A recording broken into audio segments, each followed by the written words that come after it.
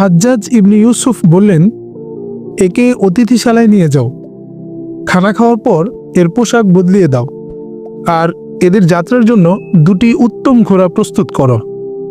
কয়েকদিন অশ্বপৃষ্ঠে ধাবনের পর মোহাম্মদ ইবনে কাসেম এবং জুবায়ের এক প্রভাতে দামিস্ক হতে কয়েক ক্রোশ দূরে এক ছোট পল্লীর বাইরে ফৌজি ঘাঁটিতে অবতরণ করেন। মোহাম্মদ ইবনে কাসেম ঘাঁটির কর্মচারীকে হাজ্জাজ ইবনে ইউসুফের চিঠি দেখিয়ে দুটি তাজা ঘোড়া প্রস্তুত রাখতে এবং খাদ্য আনতে আদেশ দিলেন। কর্মচারী জবাব দিলেন, খাদ্য আনছি, কিন্তু ঘোড়া আজ আপনি পাবেন কিনা সন্দেহ। এখন আমার কাছে মাত্র 5টি ঘোড়া আছে। মোহাম্মদ ইবনে কাসেম বললেন, আমাদের তো মাত্র 2টি দরকার। আমিরুল মুমিনিনের ভ্রাতা সুলাইমান ইবনে আব্দুল মালিক ও তার সঙ্গীগণ এসব ঘোড়া নিয়ে দামেস্কে যাবেন। কাল দামেস্কে যুদ্ধবিদ্যার প্রদর্শনী হবে, তাই আজ সন্ধ্যায় তাদের সেখানে পৌঁছে দেওয়া দরকার। আমি বসরা শাসনকর্তার আদেশ অমান্য করতে পারি না, আবার আমিরুল মুমিনিনের ভাইকে অসন্তুষ্ট করতেও সাহস হয় না। আপনি জানেন তিনি খুব কড়া মেজাজের লোক। তিনি কোথায়? তিনি ভিতরে বিশ্রাম করছেন। সম্ভবত দুপ্রহরের পর এখান থেকে যাত্রা করবেন। আপনার কাজ যদি খুব জরুরি হয় তবে তার অনুমতি নিয়ে নিন। দুপুর পর্যন্ত তার নিজের ঘোড়া বিশ্রাম নিয়ে তাজা হয়ে যাবে। এমনি সেগুলো অনেক দূর থেকে আসেনি। আপনি আহার করার পর তাকে জিজ্ঞেস করে নিন। আমি আপনাকে নিষেধ করতে পারি না। আপনি ইচ্ছা করলে ঘোড়া নিয়ে যেতে পারেন, কিন্তু আমাকে বিপদে পড়তে হবে। এক বৃক্ষের নিচে বসে জুবায়ের এবং মোহাম্মদ ইবনে কাসেম আহার সমাধা করলেন। মোহাম্মদ ইবনে কাসেম ভিতরে যাবার অভিপ্রায়ে দাঁড়ালেন, কিন্তু জুবায়ের বললেন, সুলাইমানের অনুমতি নেওয়ার দরকার আছে কি? এসব ঘোড়া কেবল ফৌজি কাজের জন্য রাখা হয়েছে। সুলাইমান আনন্দ ভ্রমণে দামেস্কে যাচ্ছেন। ফৌজি ব্যাপারে তাকে বাধা সৃষ্টি করার অধিকার দেওয়া যায় না। ঘোড়া আস্তা বলে প্রস্তুত আছে। শাহজাদা সুলাইমান দুপুর পর্যন্ত আরাম করবেন। তারপর আয়নার সামনে বসে চাকরদের মুখে স্বীয় সৌন্দর্যে ব্যাখ্যা শুনবেন।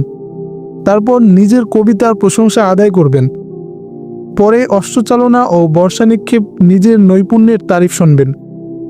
সন্ধ্যার সময় সম্ভবত সিপাহীদের বলবেন, ঘোড়ার গদি নামিয়ে ফেলো, আমরা ভোরে যাব। মোহাম্মদ ইবনে কাসেম হেসে বললেন, মনে হচ্ছে সুলাইমান ইবনে আব্দুল মালিক সম্বন্ধে আপনি অনেক কিছু জানেন। হ্যাঁ, আমি তাকে ভালো করেই চিনি। সারা মুসলিম জগতে তার মতো গর্বিত ও আত্মম্ভরী লোক আর একটিও নেই। এজন্যই তার কাছে কোনো সঙ্গত উত্তর পাওয়ার আশা বৃথা। মোহাম্মদ ইবনে কাসেম বললেন, আমার শুধু উদ্বেগ যে আমাদের চলে যাবার পর ঘাটির সিপাহীদের উপর বিপদ না আসে।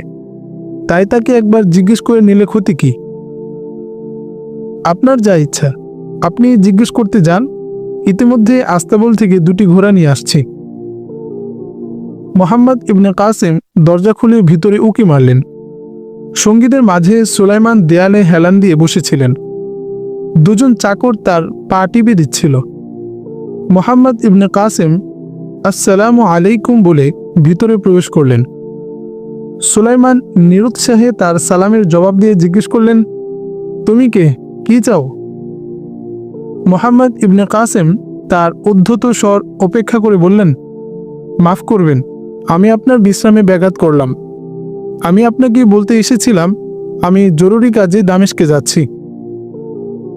যাও, আমি তোমাকে কখন বাধা দিলাম? সুলাইমানের সাথীরা জোরে হেসে উঠল, কিন্তু মোহাম্মদ ইবনে কাসেম ভ্রুক্ষেপ না করে বললেন, আমাদের ঘোড়া অত্যন্ত ক্লান্ত। আমি এই ঘাটি থেকে 2টি তাজা ঘোড়া নিয়ে যাচ্ছি। এর জন্য আপনার অনুমতি প্রয়োজন ছিল না, কিন্তু পরে আপনি ঘাটির সিপাহীদের মন্দ বলবেন, সেজন্য আপনার সাথে দেখা করা প্রয়োজন মনে করেছি। সুলাইমান দেয়ালের সাথে সোজা হয়ে বসে বললেন, তোমাদের ঘোড়া যদি ক্লান্ত হয়ে থাকে তবে তোমরা হেঁটে যেতে পারো। মোহাম্মদ ইবনে কাসেম জবাব দিলেন, সিপাহীদের পক্ষে পায়ে হাঁটা লজ্জাকর নয়, তবে আমি খুব তাড়াতাড়ি দামেস্কে পৌঁছতে চাচ্ছি। তাহলে তুমি একজন যোদ্ধা? তোমার কোষের তলোয়ার কাঠের তৈরি না লোহার? এ কথায় সুলাইমানের সাথীরা আবার জোরে হেসে উঠল। মুহাম্মদ ইবনে কাসেম আবার শান্ত স্বরে জবাব দিলেন, বাহুতে শক্তি থাকলে কাঠের দ্বারাও লোহার কাজ নেওয়া যায়। তবে আপনাকে আমি আশ্বাস দিতে পারি, আমার ওসি লোহার তৈরি এবং আমার বাহুবলের উপরও আমার বিশ্বাস আছে। সুলাইমান নিজের সাথীর দিকে তাকিয়ে বললেন, সালি, এই বালক কথাই বেশ চটপটে মনে হচ্ছে। এবার উঠো দেখি, আমি এর যোদ্ধাশক্তি যাচাই করতে চাই। বাদামি বর্ণের এক প্রবল আকায় ব্যক্তি তৎক্ষণাৎ দাঁড়িয়ে মুক্ত ওসি নিয়ে অগ্রসর হল। মুহাম্মদ ইবনে কাসেম বললেন, পথচারীদের সামনে যুদ্ধ ক্ষমতা প্রদর্শনে আমি অভ্যস্ত নই। তাছাড়া আমার সময়ও নেই। সময় থাকলেও আমি ভাড়াটে ভারদের সাথে পরিহাস করা এক যোদ্ধার পক্ষে লজ্জাকর মনে করি। একথা বলে মুহাম্মদ ইবনে কাসেম বের হয়ে এলেন। কিন্তু সালিহ অগ্রসর হয়ে ওসির অগ্রভাগ দিয়ে তার পথ রোধ করে বললেন, নির্বোধ, তোমার বয়স যদি আর 2-4 বছর বেশি হতো তাহলে তোমাকে বলে দিতাম যে ভাড়াটে ভার কাকে বলে। সামনে জুবায়ের এক ঘোড়ায় আরোহণ করে আরেক ঘোড়ার লাগাম ধরেছিলেন। সুলাইমান বাইরে এসে বললেন, একে যেতে দাও। আল্লাহ জানেন বেচারা কোথা থেকে তলোয়ার কুড়িয়ে এনেছে। কিন্তু সে কে? সুলাইমান জুবায়েরের দিকে ইশারা করে বললেন, ওকে থামাও। সালিহ জুবায়েরের দিকে মনোযোগী হল। তিনি বর্শা উঁচিয়ে ধরলেন। মুহাম্মদ ইবনে কাসেম তলোয়ার বের করে বললেন, মনে হচ্ছে অন্ধকার যুগের আরব এখনো দুনিয়ায় রয়েছে, কিন্তু তুমি আমাদের বাধা দিতে পারবে না। সালিহ জুবায়েরের দিক থেকে ফিরে তার দিকে ঘুরে দাঁড়ালো। ওসির অগ্রভাগ তার বুকের দিকে বাড়িয়ে বলল, তোমার মুখ থেকে যদি আরেকটি কথা বেরোয় তাহলে মনে রেখো আমার ওসি রক্ত স্নান না করে কোষে। কিন্তু তার কথা শেষ হলো না। মুহাম্মদ ইবনে কাসেমের ওসি হঠাৎ নড়ে উঠল এবং বাতাসে সা করে একটা শব্দ হলো। সালিহের তরবারি তার হাত থেকে খসে 10 হাত দূরে ছিটকে পড়ল। বিস্ময়, লজ্জা ও অপমানে হতভম্ব হয়ে সে তার সঙ্গীদের দিকে তাকালো। তার সঙ্গীরা অবাক বিস্ময়ে মুহাম্মদ ইবনে কাসেমের দিকে চেয়ে রইল।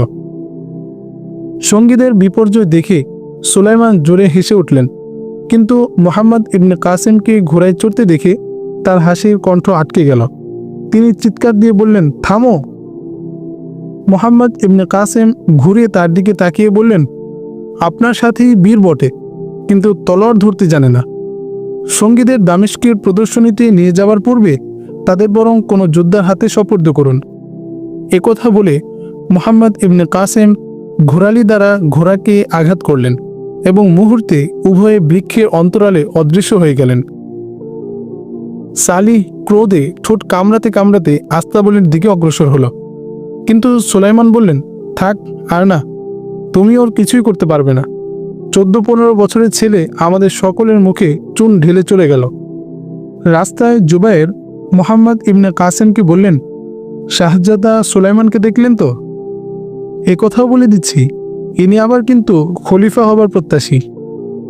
মুহাম্মদ ইবনে কাসেম বললেন, আল্লাহ মুসলমানগণকে সব ধরনের অনিষ্ট হতে যেন রক্ষা করেন। জুবায়ের বললেন, মুহাম্মদ, আজ প্রথমে তোমার মুখে আমি গরিমা দেখেছি। তলোয়ার টেনে বের করার সময় তোমাকে তোমার বয়সের চেয়ে কয়েক বছরের বড় মনে হচ্ছিল। আর যাকে তুমি পরাজিত করলে জানো সে কে? তার নাম সালিহ। প্রায় 1.5 বছর আগে তাকে আমি কুফায় দেখেছিলাম। ওসি চালনায় সেও নৈপুণ্য নিয়ে সে বেশ গর্বিত, কিন্তু আজ তার দর্প চূর্ণ হয়েছে। দামেস্কের জামে মসজিদে আসরের নামাজ পড়ে জুবায়ের ও মুহাম্মদ ইবনে কাসেম খলিফার প্রাসাদে প্রবেশ করলেন। সংবাদ পাওয়া মাত্র খলিফা ওয়ালিদ তাদেরকে ভিতরে ডেকে নিলেন। ওয়ালিদ ইবনে আব্দুল মালিক উভয়কে পরপর আপাদমস্তক অবলোকন করে জিজ্ঞেস করলেন, তোমাদের মধ্যে মুহাম্মদ ইবনে কাসেম কোনজন? মুহাম্মদ ইবনে কাসেম জবাব দিলেন, আমি। উপস্থিত সকলে জুবায়ের দিকে তাকিয়েছিলেন। একথা শোনামাত্র তারা বিস্মিত হয়ে মুহাম্মদ ইবনে কাসেমের দিকে দৃষ্টিপাত করলেন। তাদের দৃষ্টি যেন পরস্পরের সাথে নীরবে আলাপ করছিল। হাজ্জাজ ইবনে ইউসুফের পত্র থেকে ওয়ালিদ জেনেছিলেন মুহাম্মদ ইবনে কাসেম অল্প বয়স্ক। তা সত্ত্বেও তিনি অন্যান্য সভাসদগণের মতোই তাকে হাজ্জাজ ইবনে ইউসুফের তরুণ ভ্রাতুষ্পুত্র মনে করে রেখেছিলেন। তিনি 16-17 বছরের বালককে কুতাইবার সৈন্যবাহিনীর অগ্রণী দলের প্রধান সেনাপতি রূপে গ্রহণ করতে প্রস্তুত ছিলেন না। দরবারীদের দৃষ্টি একবার অস্ফুট সমালোচনায় পরিবর্তিত হচ্ছিল। ওয়ালিদ হঠাৎ অনুভব করলেন তার বংশের সর্বশ্রেষ্ঠ উপকারক হাজ্জাজ ইবনে ইউসুফের বিরুদ্ধে কানাঘুষা চলছে। তিনি দাঁড়িয়ে সাদরে মুহাম্মদ ও জুবায়েরের করমর্দন করলেন এবং উভয়কে নিজের পাশে গালিচার উপর বসালেন। তিনি বললেন, হাজ্জাজ ইবনে ইউসুফের ন্যায় লোক চরিত্রাভিজ্ঞ লোক এবং কুতাইবা ইবনে মুসলিমের মতো সেনাপতি যে মুজাহিদ সম্বন্ধে এরূপ উচ্চ ধারণা পোষণ করেন তাকে সম্মান করা আমাদের একান্ত কর্তব্য। তারপর তিনি মুহাম্মদ ইবনে কাসিমকে জিজ্ঞেস করলেন, আর এ তোমার বড় ভাই নাকি? না আমিরুল মুমিনিন, ইনি জুবায়ের। ওয়ালিদ জুবায়েরের দিকে মনোযোগের সাথে তাকিয়ে বললেন, বোধহয় পূর্বেও তোমাকে আমি দেখেছি। তুমি বোধহয় লঙ্কার দূতের সাথে গিয়েছিলে। তুমি কবে ফিরলে? সেই শিশুরা কোথায়? খলিফার ন্যায় এবার দরবারের সকলেই জুবায়েরের দিকে তাকালেন। কেউ কেউ তাকে চিনতে পারলেন। জুবায়েরের ইতস্তত ভাব দেখে মুহাম্মদ ইবনে কাসিম তাড়াতাড়ি হাজ্জাজ ইবনে ইউসুফের চিঠি বের করে তাকে দিলেন। তিনি বললেন, আমিরুল মুমিনিন, আমরা আপনার কাছে অত্যন্ত গুরুতর সংবাদ নিয়ে এসেছি। প্রথমে আপনি চিঠিখানা পড়ে নিন। ওয়ালিদ তাড়াতাড়ি চিঠি পাঠ করে কিছুক্ষণ চিন্তা করলেন। তারপর সভাসদগণকে সম্বোধন করে বললেন, সিন্ধুর রাজা আমাদের জাহাজ লুণ্ঠন করেছেন, লঙ্কা হতে আগত বিধবা ও এতিমদের বন্দী করেছেন। জুবায়ের, তুমি নিজেই সমস্ত কাহিনী বর্ণনা করো। জুবায়ের আনুপর্বিক সমস্ত ঘটনা বর্ণনা করলেন, কিন্তু উৎসাহ উদ্দীপনার পরিবর্তে দরবারের নৈরাশ্যের ছায়া পতিত হল। তা দেখে শেষের দিকে জুবায়েরের কণ্ঠ স্তব্ধ হয়ে এলো। তিনি পকেট থেকে নাহিদের রুমালটি বের করে খলিফার সামনে পেশ করতে করতে বললেন, আবুল হাসানের কন্যা এই চিঠিখানা বসরার শাসনকর্তাকে লিখেছিল। হাজ্জাজ ইবনে ইউসুফের ন্যায় ওয়ালিদও পত্রখানা পাঠ করে বিশেষভাবে বিচলিত হলেন। তিনি দরবারীদের শোনাবার জন্য পত্রখানা আবার উচ্চস্বরে পড়তে চেষ্টা করলেন, কিন্তু কয়েকটি কথা পড়েই তার কণ্ঠ স্তব্ধ হয়ে গেল। তিনি চিঠিখানা মুহাম্মদ ইবনে কাসিমের হাতে দিয়ে বললেন, তুমি পড়ে শোনাও। মুহাম্মদ ইবনে কাসিম সমস্ত চিঠিখানা পাঠ করে শোনালেন। সবার সুর পরিবর্তিত হয়ে গিয়েছিল। উপস্থিত অনেকের মুখেই এরূপ ভাব প্রকাশ পাচ্ছিল যে বুদ্ধিগত সতর্কতা মানসিক উত্তেজনার কাছে পরাজয় লাভ করেছে। কিন্তু ওয়ালিদের নীরবতা সবাইকে নির্বাক রেখেছিল। শহরের বৃদ্ধ কাজী এ কষ্টদায়ক নীরবতা বেশিক্ষণ সহ্য করতে পারলেন না। তিনি বললেন, আমিরুল মুমিনিন, আপনি কিসের প্রতীক্ষা করছেন? চিন্তার আর সময় নেই, বিধির বিধান অলঙ্ঘ। ওয়ালিদ জিজ্ঞেস করলেন, আপনার মত কি? কাজী উত্তর দিলেন, আমিরুল মুমিনিন, ফরজের ব্যাপারে মতের অবকাশ নেই। যখন একাধিক পন্থা যুক্ত থাকে তখনই মত স্থির করা যেতে পারে, কিন্তু আমাদের সামনে কেবল একটি মাত্র পথ রয়েছে। ওয়ালিদ বললেন, আমি আপনাদের সকলের মত জিজ্ঞেস করছি। জনৈক কর্মচারী বললেন, আমাদের কেউই পিছনে হটতে রাজি নন। ওয়ালিদ বললেন, কিন্তু আমাদের কাছে সৈন্য কোথায়? মুসা খবর পাঠিয়েছেন তিনি স্পেনে অভিযান চালাতে চান। অন্যদিকে তুর্কিস্তানে ইরাকের সমস্ত সৈন্যও কুতাইবা যথেষ্ট মনে করেন না। নতুন রণাঙ্গন উন্মুক্ত করতে হলে হয় এদের এক রণাঙ্গনকে দুর্বল করতে হয়, নচেত কিছুদিন অপেক্ষা করতে হয়। কাজী জবাব দিলেন, আমিরুল মুমিনিন, এ পত্র শোনার পর আমাদের মধ্যে এমন কেউ নেই যে অপেক্ষা করার পরামর্শ দিবে।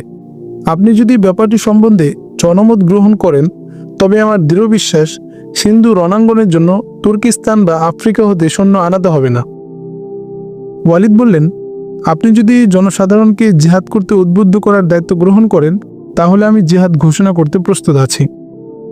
কাজী মনস্থির করতে না পেরে সঙ্গীদের দিকে তাকালেন। ওয়ালিদ বললেন, আমি জনসাধারণ সম্বন্ধে নিরাশ নই। আমার একমাত্র অভিযোগ এই আমাদের নেতৃস্থানীয় ব্যক্তিবর্গ স্বার্থপর ও আত্মম্বরী হয়ে পড়েছেন। আপনি জানেন, মুসা ইবনে নাসির যখন তিউনিস আক্রমণ করেন তখন উচ্চ শ্রেণীর মধ্যে যাদের আত্মম্ভরিতা আছে তারা অলস ও আরামপ্রিয় হয়ে পড়েছেন এবং ঘরে বসে জগতে ইসলামের আধিপত্যের জন্য দোয়া করাই যথেষ্ট মনে করেন।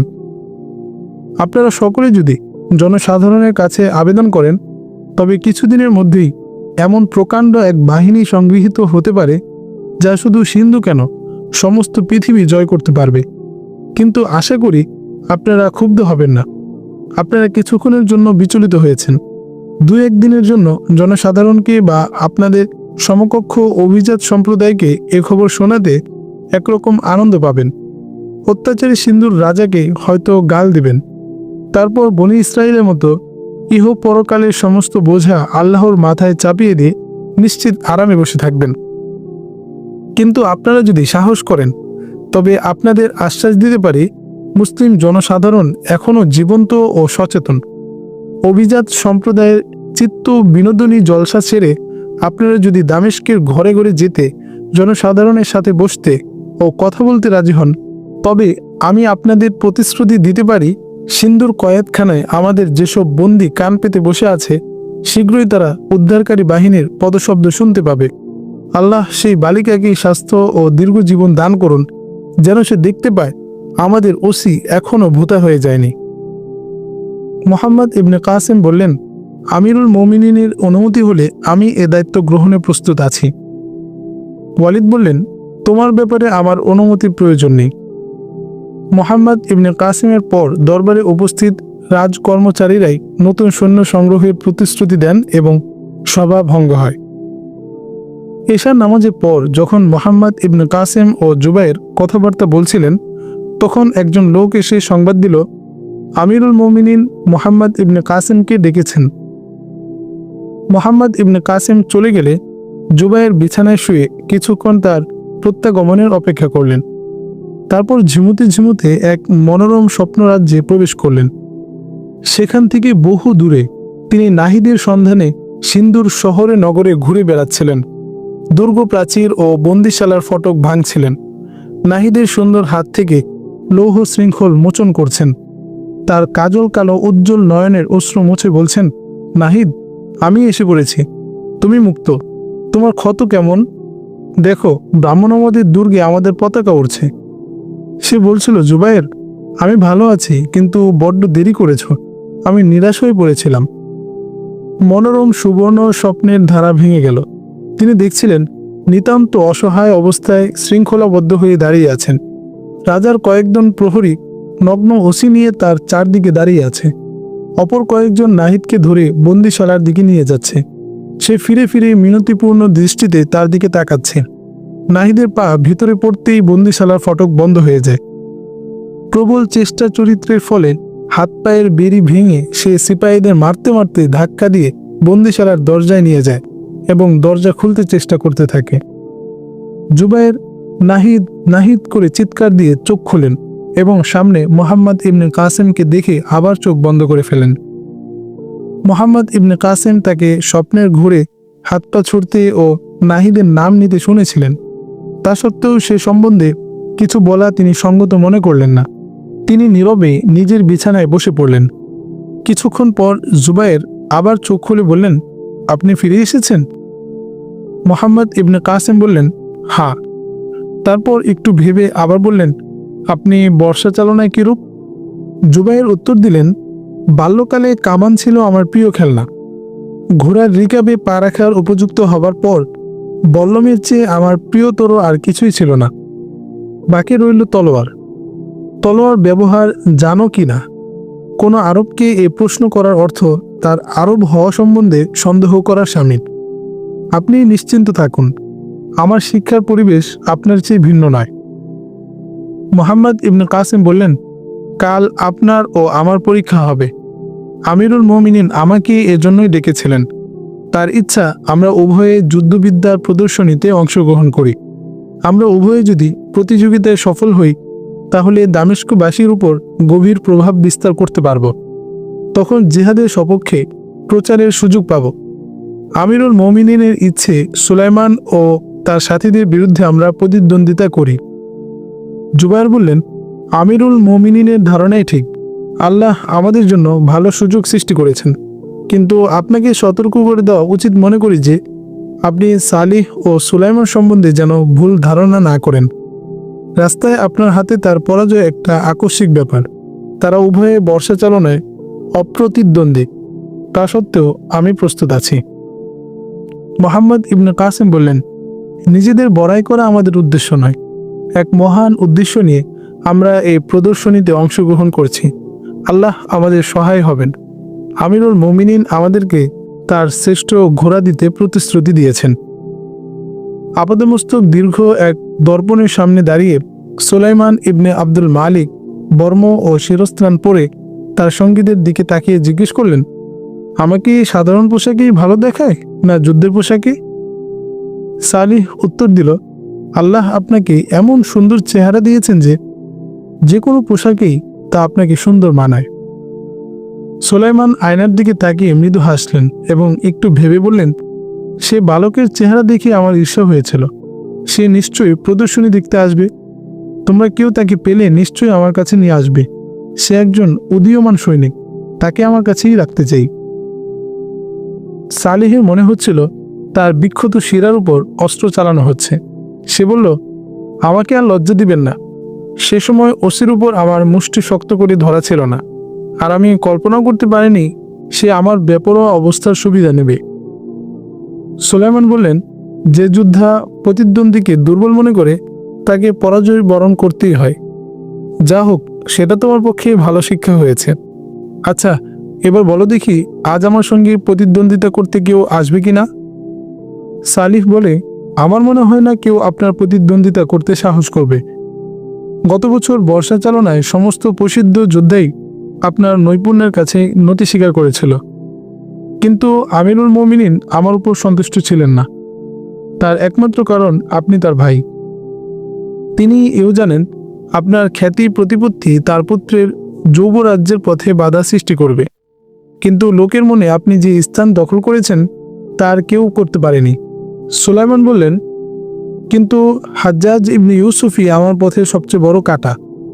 ইরাকে তার প্রতিপত্তি বজায় রাখার জন্য সে চেষ্টা করছে, যেন আমার ভাইয়ের পরে ভ্রাতুষ্পুত্র খলিফা হয়। সালিহ বলে, আমার ভ্রাতৃহন্তাকে আল্লাহ ধ্বংস করুন। আমার দৃঢ় বিশ্বাস তার এই স্বাদ কখনো পূর্ণ হবে না। লোকের মনে প্রভাব বিস্তার করার জন্য আপনার যেসব গুণ রয়েছে তা আপনার ভাইয়েরও নেই, অন্য কারও নেই। গত বছর যুদ্ধবিদ্যার প্রদর্শনীতে নাম করায় আপনার পথ পরিষ্কার হয়ে গেছে। খেলাফতের ব্যাপারে আপনার দাবি উপেক্ষা করা জনমত কিছুতেই সহ্য করবে না। এক দাস এসে খবর দিল, অশ্ব প্রস্তুত। সালিহ বলল, আমার এখন যাওয়া উচিত, প্রদর্শনী এখন শুরু হবে। অন্ধকার যুগেও আরবগণ তীর চালনা, অসি যুদ্ধ ও ঘোড়দৌড়ে অসাধারণ নৈপুণ্য অর্জন করাকে জীবনের শ্রেষ্ঠতম কর্তব্য মনে করত। নেতৃত্ব, সম্মান, খ্যাতি ও প্রতিপত্তির এটাই ছিল শ্রেষ্ঠ কোষ্ঠী পাথর। মরুবাসীদের সভায় যে কবি তীরের শাঁসা শব্দ ও অসির ঝনৎকারকে কল্পনার সাহায্যে সবচাইতে ভালোভাবে বর্ণনা করতে পারত, তাকে শ্রেষ্ঠ কবির সম্মান দেওয়া হতো। যাকে মরুবাসী তরুণী প্রিয়ার হাসির চেয়ে বিদ্যুৎগতি অশ্বক্ষরের শব্দ অধিকতর অভিভূত করত, যার চোখে ধাবমান ও ধুলোমলিন অশ্বরোহীর ক্ষণিক দৃষ্টি মানসির অভিসার গতির চেয়ে বেশি কমনীয় প্রতিভাত হতো, সেই ছিল লোকপ্রিয় কবি। আরবদের ব্যক্তিগত বীরত্বকে ইসলাম মুজাহিদ বাহিনীর অজেয় শক্তিতে পরিণত করে। রোম ও ইরানের যুদ্ধ আরবদের যুদ্ধবিদ্যার প্রভূত উন্নতি সাধন করে।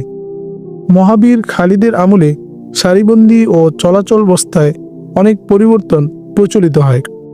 বর্ম পরিধানের প্রথা আরবদের মধ্যে পূর্বেও ছিল, কিন্তু রোম যুদ্ধের সময় বর্ম ও শিরস্ত্রাণ জঙ্গি পোশাকের অপরিহার্য অঙ্গরূপে পরিগণিত হয়। দুর্গ প্রাচীর রক্ষিত শহরের অবরোধকালে এমন এক যন্ত্রের প্রয়োজন অনুভূত হয় যার দ্বারা প্রস্তর প্রাচীর চূর্ণ করা সম্ভব। এর থেকে আবিষ্কৃত হয় মিনজানিক বা প্রস্তর নিক্ষেপণ যন্ত্র। কাঠের তৈরি এ যন্ত্রের সাহায্যে গুরুভার প্রস্তরখণ্ড বেশ দূরে নিক্ষেপ করা হতো। হানাদার বাহিনী অবরুদ্ধ দুর্গের বল্লমের পাল্লা থেকে দূরে থেকে এ যন্ত্রের সাহায্যে দুর্গ প্রাচীরের উপর পাথর বর্ষণ সক্ষম হতো। ধনুক থেকে এর প্রথম পরিকল্পনা গৃহীত হয়। যুদ্ধবিদ্যা বিশারদগণের কয়েক বছরের চেষ্টায় এই যন্ত্রটি অত্যন্ত প্রয়োজনীয় অস্ত্রে পরিণত হয়। দুর্গরক্ষিত নগর পরাভূত করবার জন্য আরেকটি যন্ত্রের ব্যবহার বহুল প্রচলন করেন, এর নাম দাব্বাবা। এটা কাষ্ঠ নির্মিত একটি সচল ক্ষুদ্র দুর্গ বিশেষ, যার নিচে চাকা লাগানো থাকত। কিছু সংখ্যক সৈনিক শক্ত কাঠের তক্তার আড়ালে আসন নিত এবং অপর কতিপয় সৈনিক তাকে ঠেলে নগর প্রাচীরের সাথে সংলগ্ন করে দিত। পদাতিক সৈন্য সেটার আড়ালে অগ্রসর হতো এবং সেটার সাহায্যে নগর প্রাচীরের উপর আরোহণ করত। মুক্ত মাঠে পদাতিক সৈন্যের মতো আরব অশ্বারোহীগণও প্রথম বল্লমের চেয়ে তলোয়ার ব্যবহারই বেশি অভ্যস্ত ছিল। কিন্তু বর্ম পরিহিত সৈন্যের বিরুদ্ধে বল্লমের সার্থকতা তারা অচিরেই অনুভব করে। কয়েক বছরের মধ্যে সারা আরব দেশে তীর চালনা ও অসি যুদ্ধের ন্যায় বর্ষা নিক্ষেপের প্রথা জনপ্রিয় হয়ে ওঠে। রোমের প্রতিবেশী হিসেবে শামের মুসলমানের উপর তাদের প্রভাব বেশি ছিল। সেখানে ধীরে ধীরে বল্লম নিক্ষেপ অসি যুদ্ধের চেয়ে বেশি জনপ্রিয়তা লাভ করে। তেজি ঘোড়া এবং আরব অশ্বারোহী সারা দুনিয়ার বিখ্যাত। কাজেই যুদ্ধবিদ্যার অন্যান্য শাখা নেয় বল্লম নিক্ষেপেও তারা প্রতিবেশী রাজ্যের উপর শ্রেষ্ঠত্ব অর্জন করে। দামেস্কের শহরতলিতে এক মুক্ত মাঠে প্রায় প্রতিদিনই বর্ষা নিক্ষেপের অনুশীলন চলত। বর্ষা নিক্ষেপে গ্রিকদের প্রাচীন প্রথা জনপ্রিয় হচ্ছিল। বীরত্ব প্রদর্শন প্রার্থী বর্ম পরিহিত অশ্বারোহী মুখোমুখি হয়ে পরস্পর থেকে একটু দূরে দাঁড়াত। বিপদ আশঙ্কা পরিহার করবার জন্য বর্ম, শিরস্ত্রাণ ও চতুর্মুখীর ব্যবহার সত্ত্বেও ভূতা বল্লম ব্যবহার হতো, কিংবা তার ফলা লৌহ ব্যতীত অন্য কিছু দ্বারা তৈরি হতো। সালিশ মাঝখানে নিশান নিয়ে দাঁড়াতো। তার ইঙ্গিতে বিপরীত দিক থেকে অশ্বারোহী পূর্ণ বেগে অশ্ব চালনা করে প্রতিদ্বন্দ্বীকে আক্রমণ করত। যে অশ্বারোহী প্রতিদ্বন্দ্বীর আক্রমণ এড়িয়ে তাকে আঘাত করতে সক্ষম হতো তাকেই বিজয়ী ঘোষণা করা হতো। বিজিত অশ্বারোহী ভূতা বল্লমের আঘাতে আহত হতো না, কিন্তু অনেক সময় বুকে আঘাতের ফলে বা প্রতিদ্বন্দ্বীর বল্লমের চোটে ভারসাম্য হারিয়ে ঘোড়া হতে পড়ে গিয়ে দর্শকদের হাস্যের খোরাক জোগাত। অন্যান্য বছরের ন্যায় এবারও প্রদর্শনীতে যোগ দেওয়ার জন্য দূর দূরান্ত থেকে লোক এসেছিল। বিস্তীর্ণ ময়দানের চতুর্দিকে দর্শকের ভিড় ছিল। ওয়ালিদ ইবনে আব্দুল মালিক এক কুরসিতে আসীন ছিলেন। তার ডানে বামে দরবারে বড় বড় রাজকর্মচারীরা বসেছিলেন। অন্যদিকে দর্শক শ্রেণীর সম্মুখে সুলাইমান ইবনে আব্দুল মালিক তার নিজস্ব গুণগ্রাহী পরিবেষ্টিত হয়ে আসীন ছিলেন। প্রদর্শনী শুরু হলো। অস্ত্রশস্ত্র বিশেষজ্ঞগণ মিনজানিক ও দাব্বাবার অন্যতর মডেল পেশ করে পুরস্কার লাভ করলেন। তীরন্দাজ ও অসি যোদ্ধারা স্ব নৈপুণ্য দেখিয়ে দর্শকদের বাহবা লাভ করলেন। সুলাইমানের 3 জন সঙ্গী অসি যুদ্ধ ও তীরন্দাজিতে যোগ দিল। তাদের একজন দ্বিতীয় শ্রেণীর শ্রেষ্ঠ তীরন্দাজ বলে সাব্যস্ত হল। তার দ্বিতীয় সঙ্গী সালিহ অসি যুদ্ধে পরপর দামেস্কের 5 জন বিখ্যাত প্রতিদ্বন্দ্বীকে পরাজিত করে এই প্রতীক্ষায় ছিল যে খলিফা তাকে ডেকে নিজের পাশে আসন দিবেন। কিন্তু হঠাৎ এক তরুণ ময়দানে এসে তাকে দ্বন্দ্বে আহ্বান করে বসল। দীর্ঘ এবং প্রবল প্রতিযোগিতার পর সালিসের তলোয়ার কেড়ে নিল। এ যুবক ছিলেন জুবায়ের। দর্শকগণ অগ্রসর হয়ে সালিহের বিজয়ী প্রতিদ্বন্দ্বীকে দেখতে ও তার হস্ত মর্দন করতে অত্যন্ত উৎসাহী হয়ে ভিড় জমালো। সালিহ ক্রোধ ও লজ্জায় ঠোঁট কামড়াতে লাগল। ওয়ালিদ দাঁড়িয়ে অগ্রসর হলেন। জুবায়েরের হস্তমর্দন করে তাকে অভিনন্দন জানালেন। তারপর সালিহের দিকে তাকিয়ে বললেন, সালিহ, তুমি ক্ষুব্ধ না হলে হয়তো পরাজিত হতে না। তা সত্ত্বেও এই যুবকের ন্যায় তোমাকেও আমি পুরস্কারের যোগ্য মনে করি। সর্বশেষে বল্লম নিক্ষেপের প্রতিযোগিতা শুরু হলো। প্রাথমিক প্রতিযোগিতার পর 8 জন শ্রেষ্ঠ বল্লমধারী নির্বাচিত হলো এবং শেষ প্রতিযোগিতা আরম্ভ হলো। প্রতিযোগীদের সংখ্যা যতই কমে আসলো, দর্শকদের উৎসাহ উত্তেজনা ততই বৃদ্ধি পেতে লাগলো। অবশেষে একদিকে 1 জন এবং অপরদিকে 2 জন বল্লমধারী মাত্র রয়ে গেল। একক বল্লমধারী অপরাপর তার উভয় প্রতিদ্বন্দ্বীকে ভূমিসাৎ করে স্বীয় শিরস্ত্রাণ খুলে ফেলল। দর্শকগণ তাকে চিনতে পেরে প্রশংসা ও অভিনন্দনের গগন বিদারী কলরল উত্থাপন করল। এ যুবক ছিল এক গ্রিক নও-মুসলিম। তার নাম আইয়ুব। আইয়ুব বিজয়ীভাবে বর্ষা উঁচিয়ে আখড়ার চারদিকে ঘুরে আবার ময়দানে এসে দাঁড়ালো। ঘোষক হাঁক দিল, এ যুবকের সাথে প্রতিদ্বন্দ্বিতা করতে চায় এমন কেউ আছে? দর্শকদের দৃষ্টি সুলাইমান ইবনে আব্দুল মালিকের উপর নিবদ্ধ। সুলাইমান শিরস্ত্রাণ পরিধান করে তার পাশে দণ্ডায়মান একটি সুন্দর গাঢ় বাদামি রঙের ঘোড়ায় আরোহণ করলেন। সূর্যালোকে তার বর্ম ঝকঝক করছিল। মৃদু বাতাসে তার গ্রিক প্রতিদ্বন্দ্বীর শিরস্ত্রাণের উপর সবুজ রেশমের গুচ্ছ আন্দোলিত হচ্ছিল। সুলাইমান ও আইয়ুব পরস্পরের মুখোমুখি হয়ে দাঁড়ালেন। দর্শকগণ নিঃশ্বাস বন্ধ করে সালিহের পতাকার দিকে চেয়ে ইঙ্গিতের অপেক্ষা করছিলেন। সালিস সংকেত দিয়ে পাশে সরে দাঁড়ালো। বিদ্যুৎগতি অশ্ব পরস্পরের দিকে ধাবিত হলো। অশ্বারোহীরা পরস্পরের নিকট পৌঁছে আত্মরক্ষা করে প্রতিদ্বন্দ্বীকে আঘাত করতে প্রস্তুত হলেন। প্রতিদ্বন্দ্বিতায় যোগ দেওয়ার আগে সুলাইমান প্রতিপক্ষের সমস্ত দায়িত্ব পর্যবেক্ষণ করে আত্মরক্ষার উপায় ভেবে রেখেছিলেন। কাজেই আইয়ুবের আক্রমণ ব্যর্থ হলো এবং সুলাইমানের বল্লম আইয়ুবের শিরস্ত্রাণের উপর এক প্রচণ্ড আঘাতের চিহ্ন সৃষ্টি করল। সালিস সুলাইমানকে বিজয়ী ঘোষণা করল। ওয়ালিদ উঠে ভ্রাতৃকে অভিনন্দন জানালেন এবং আইয়ুবকে উৎসাহ দিলেন। সুলাইমান শিরস্ত্রাণ নামিয়ে বিজয়ী বেশে দর্শকদের দিকে তাকালেন এবং প্রথমত আখড়ার চতুর্দিকে পরিক্রম করে আবার ময়দানে এসে দাঁড়ালেন। ঘোষক 3 বার হেঁকে বলল, এমন কেউ আছে যে সুলাইমান ইবনে আব্দুল মালিকের সাথে প্রতিদ্বন্দ্বিতা করতে সাহসী? দর্শকগণ আগেই জানত এবার প্রতিযোগিতা শেষ হয়ে গেছে। তারা আমিরুল মোমিনিনের আসন ত্যাগের অপেক্ষা করছিল মাত্র। কিন্তু যখন এক শ্বেত অশ্বপৃষ্ঠে জনৈক আরোহী বল্লম হাতে ময়দানে এসে দাঁড়ালো, তখন তাদের বিস্ময়ের সীমা রইল না। সুলাইমান ইবনে আব্দুল মালিকের সাথে এক বল্লমধারী প্রতিদ্বন্দ্বিতা করতে অগ্রসর হয়েছে। দর্শকদের বিস্ময় সেজন্য ছিল না, বরং তারা এই কারণে বিস্মিত হয়েছিল, এই অপরিচিত অশ্বারোহীর শরীরে না ছিল বর্ম, না ছিল চতুর্মুখী ঢাল। তার পরিধানে ছিল কালো রঙের আটা পোশাক।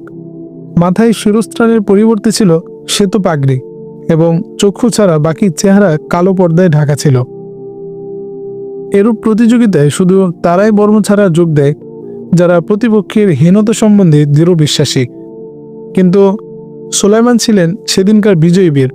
তার বিরুদ্ধে বর্ম ও শিরস্ত্রাণ ব্যতীত প্রতিযোগিতায় অগ্রসর অশ্বারোহীর বীরত্ব দেখে প্রভাবিত হওয়ার পরিবর্তে তার মস্তিষ্কের সুস্থতা সম্বন্ধে তারা সন্দিহান হয়েছিল।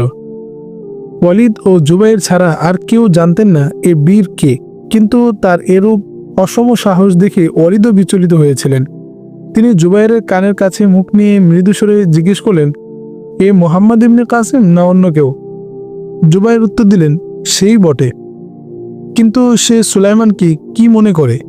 তার পঞ্জর যদি লৌহ নির্মিত না হয়ে থাকে তাহলে আমার ভয় হয় কাঠের ভোঁতা ফলকও তার পক্ষে বল্লমের তীক্ষ্ণ অগ্নভাগের চেয়ে কম বিপজ্জনক প্রমাণিত হবে না।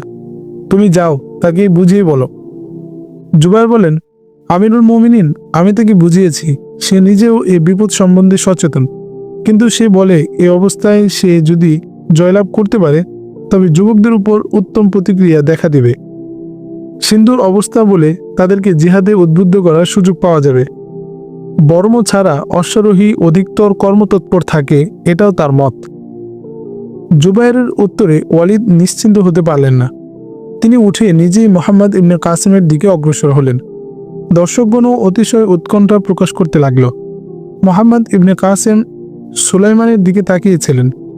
ওয়ালিদ কাছে পৌঁছে তাকে ডেকে বললেন, বৎস, আমি তোমার বীরত্ব স্বীকার করি, কিন্তু এটা বীরত্ব নয়, নির্বুদ্ধিতা। তুমি বর্ম ও শিরস্ত্রাণ ছাড়াই আরবের শ্রেষ্ঠ বল্লমধারীর সঙ্গে প্রতিদ্বন্দ্বিতা করতে যাচ্ছ। তিনি যদি এটাকে তার প্রতি অবজ্ঞ বলে মনে করেন, তবে আমার ভয় হয় তুমি দ্বিতীয়বার ঘোড়ায় চড়ার উপযোগী থাকবে না। মুহাম্মদ ইবনে কাসিম বললেন, আমিরুল মোমিনিন, আল্লাহই জানেন আত্মম্ভরিতা আমার উদ্দেশ্য নয়। এক সৎ উদ্দেশ্য নিয়ে আমি এই বিপদের সম্মুখীন হচ্ছি। তাছাড়া এটা খুব বিপদও নয়।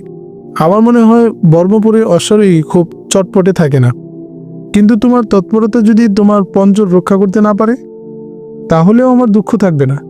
আমার অস্থির পঞ্জরের চেয়ে আমি সেই বালিকার জীবন বেশি মূল্যবান মনে করি, যার বুকে আমাদের নিষ্ঠুর শত্রুর স্বর দুষ্ট ক্ষত সৃষ্টি করছে। তার সাহায্য করা যদি আল্লাহর অভিপ্রেত হয়, তাহলে আমার দৃঢ় বিশ্বাস তিনি আজ দামেস্কবাসীর চোখে আমাকে উপহাসের পাত্র হতে দিবেন না। সম্ভবত আমি জয়লাভ করার পর এই লোকারণ্যে তার বাণী পাঠ করে শোনাতে পারব। ব্যক্তিগত প্রচারের দ্বারা যে কাজ অনেক মাসে সম্ভব হবে না, তা আজ কয়েক মুহূর্তে সম্পন্ন হবে। আপনি আমাকে অনুমতি দিন এবং দোয়া করুন যেন আল্লাহ আমার সহায় হন। ওয়ালিদ বললেন, তুমি অন্তত মাথায় শিরস্থান পরে নিতে। মুহাম্মদ ইবনে কাসেম জবাব দিলেন, আপনি রাগ করবেন না, কিন্তু যে যোদ্ধা বল্লমের আক্রমণ মস্তক দ্বারা রোধ করে তাকে আমি কৃপার পাত্র মনে করি। আমার মাথার নিরাপত্তার জন্য পাগড়িই যথেষ্ট। ওয়ালিদ বললেন, বৎস, আজ তুমি সুলাইমানকে যদি হারাতে পারো তবেই ইনশাআল্লাহ সিন্ধুর হানাদার বাহিনীর পতাকা তোমার হাতেই ন্যস্ত হবে। ওয়ালিদ ফিরে চললেন। গোশককে কি কথা বলে আসন গ্রহণ করলেন। অন্যদিকে সুলাইমানের কাছে কয়েকজন দর্শক দাঁড়িয়েছিল। সালিহ অগ্রসর হয়ে সুলাইমানকে বলল, আমিরুল মুমিনিন আপনাকে হেয় প্রতিপন্ন করতে চান, আপনি সতর্ক থাকবেন কিন্তু। সুলাইমান জিজ্ঞেস করলেন, কিন্তু এ উন্মাদটি কে? আমি জানি না, কিন্তু সে যাই হোক, আমার দৃঢ় বিশ্বাস সে আর ঘোড়ায় চড়বে না। ঘোষক উচ্চ কণ্ঠে বলল, উপস্থিত দর্শকবৃন্দ, এখন সুলাইমান ইবনে আব্দুল মালিক এবং মোহাম্মদ ইবনে কাসেমের প্রতিযোগিতা আরম্ভ হবে। কালো পরিচ্ছদধারী তরুণের বয়স 17 বছরেরও কম। দর্শকবৃন্দ অধিকতর চমৎকৃত হয়ে কালো বেশধারী অশ্বারোহীর দিকে তাকাতে লাগল। সালিশ সংকেত করার সাথে সাথেই প্রতিদ্বন্দ্বীরা পূর্ণ বেগে পরস্পরকে আক্রমণ করলেন। দর্শকবৃন্দ বিশ্বভুবন ভুলে নির্বাণ বিস্ময়ে চেয়ে রইল। উভয় অশ্বারোহী প্রতিপক্ষের আক্রমণ এড়িয়ে চলে গেলেন। জনসাধারণ তুমুল ধ্বনি তুলল। তরুণ ও যুবক সম্প্রদায় বহুক্ষণ পর্যন্ত মোহাম্মদ ইবনে কাসেমের প্রশংসাসূচক জয়ধ্বনি করে গেল। বয়স্করা বলতে লাগলেন, এ বালক অত্যন্ত দক্ষ ও তৎপর বটে, কিন্তু সুলাইমান ইবনে আব্দুল মালিকের সাথে এর প্রতিযোগিতা জেনে শুনেই ওর খাতির করেছেন। কিন্তু দ্বিতীয়বার যদি সে বেঁচে যায়, সে হবে এক মুজিজা। কোথায় 17 বছরের অপকাণ্ড আর কোথায় সুলাইমানের মতো অভিজ্ঞ যোদ্ধা। যুব সম্প্রদায় কিন্তু আকাশ মাতিয়ে তুলে নিয়েছিল। সুলাইমানের পরিবর্তে এ 17 বছরের বিদেশি এখন তাদের একমাত্র বীর নায়কে পরিণত হয়েছিল। তারা তার বিরুদ্ধে কাউকে টু শব্দটি পর্যন্ত করতে দিতে নারাজ। দর্শকদের তর্ক কোথাও হাতাহাতিতে পরিণত হলো। প্রথমত বল্লমধারীদের আরেকবার সুযোগ দেওয়া হলো। উভয়ে আবার প্রতিপক্ষরূপে দণ্ডায়মান হলেন। বালক ও যুবক সম্প্রদায় দৌড়ে সেদিকে যাচ্ছিল। সেদিকে ছিলেন তাদের আদর্শ বীর। সকলের দৃষ্টি সে কাপড়ে ঢাকা মুখখানি দেখার জন্য উৎসুক হয়েছিল। সালিশ দর্শকদের ঠেলে পিছনে হটিয়ে দিল এবং স্বস্থানে ফিরে দাঁড়ালো।